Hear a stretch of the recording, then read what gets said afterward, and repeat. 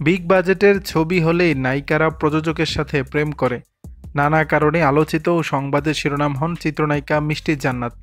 ক্যারিয়ারে সিনেমা অভিনয় দিয়ে আলোচনার সৃষ্টি না করতে পারলেও ব্যক্তিজীবনের নানা মুখরোচক গল্পে সংবাদের শিরোনাম হতে জুড়ি নেই তার।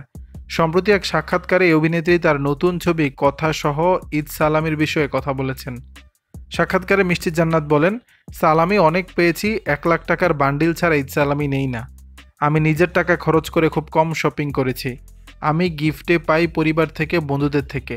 ঈদে পছন্দের মানুষকে সবসময় গিফট করা হয়। তার কথায় ঈদ আসলে কোনো ব্যাপার না, পছন্দের মানুষ পছন্দের থাক, পছন্দের মানুষ আমাকে গিফট করে।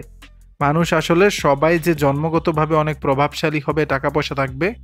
বাংলাদেশে অনেক সুন্দরী মানুষ রয়েছে, তবে নায়ক নায়িকা ও আর্টিস্টরাও কয়জন হতে পারে, তাদের আলাদা কিছু গুণ রয়েছে। নতুন ছবির কথা উল্লেখ করে মিষ্টি জান্নাত বলেন, সব হিরোর সঙ্গে অবশ্যই কাজ করা হবে। বিগ বাজেটের 2টি ছবি সাইনিং হতে যাচ্ছে, হয়েছে একটা অলরেডি। আমার সিনেমা যখন নিউজ হবে, প্রযোজককে বলেছি যদি কোনো নায়িকার সঙ্গে প্রেম করতে ইচ্ছে করে আমাকে সাইনিং করাবেন। মিষ্টির ভাষ্য, কারণ আমি যত ছবি সাইনিং করে দেশের বাইরে গিয়েছি, এসে নায়িকা পরিবর্তন হয়ে গেছে। আমি থাকি, সাথে আরেকজন নায়িকা থাকে। যে কোনোভাবে দেখা যায় আমি যে ছবিতে ছিলাম এত বছর ধরে থাকি, বিগ বাজেটের হলেই নায়িকারা দেখা যায় যে ওই প্রযোজকের সাথে প্রেম করা শুরু করে দেয়। উল্লেখ্য, 2014 সালে লাভ স্টেশন সিনেমার মাধ্যমে রূপালী পর্দার ক্যারিয়ার শুরু করেন মিষ্টি জান্নাত। এরপর নিয়মিত কাজ করেছেন সিনেমায়। নায়িকা পরিচয়ের পাশাপাশি তিনি একজন চিকিৎসকও।